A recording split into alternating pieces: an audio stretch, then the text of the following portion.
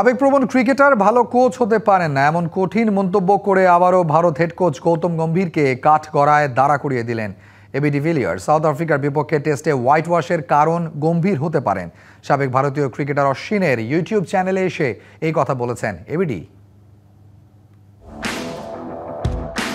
South আফ্রিকার বিপক্ষে test সিরিজে হোয়াইট ওয়াশের লজ্জার কারণ খুঁজতে বেশি সময় নেয়নি ভারতীয়রা। দায় পড়েছে হেড কোচ গৌতম গম্ভীরের ওপর। নিজের চ্যানেলে দীনেশ কার্তিক, আকাশ চোপড়ারা যেমন সরব, তেমনি ব্যস্ত সময় পার করছেন আরেক সাবেক cricketer Ravichandran Ashwin. South African legend AB ডিভিলিয়ার্সকে নিজের ইউটিউব চ্যানেলে অশ্বিন জানতে চাইলেন ভারতের হারের জন্য কার দায়। ভিলিয়ার্স বললেন আবেগপ্রবণ গম্ভীরই এর জন্য দায়ী।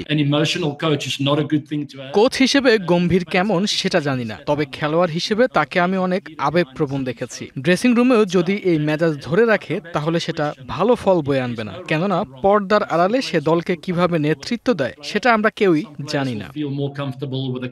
ডাবল ধামাকা অফার, ওয়ালটন ল্যাপটপ পাওয়া যাচ্ছে নতুন ছাড়কৃত মূল্যে।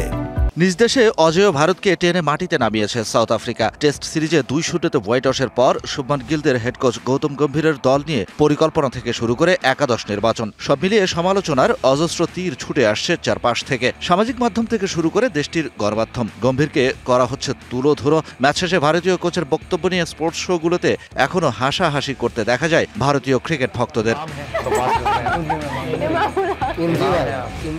গম্ভীরের দিকে ছুটে আসা সমালোচনার তীরের মধ্যে মিসাইল ছোড়া এবি ডিভিলিয়ার্স আশার আলো দেখছেন। বলেন এই দলটাতে প্রতিভাবান ক্রিকেটারদের সংখ্যাও অনেক।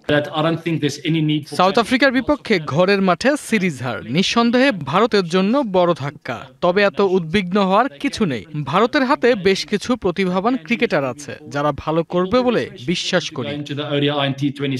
বছর 20 পর নিজ দেশের টেস্ট সিরিজে সাউথ আফ্রিকার বিপক্ষে হোয়াইট ওয়াশ হলো ভারত। শুধু তাই নয়, নিজেদের মাটিতে গেল বছর নিউজিল্যান্ডের বিপক্ষেও ধবল ধোলাই হয় ভারতীয়রা। এই ব্যর্থতায় হেড কোচ গৌতম গম্ভীরের অপসারণ চেয়ে আসছে দেশটির ক্রিকেট ভক্তরা। Shahan Papon, DBC news desk.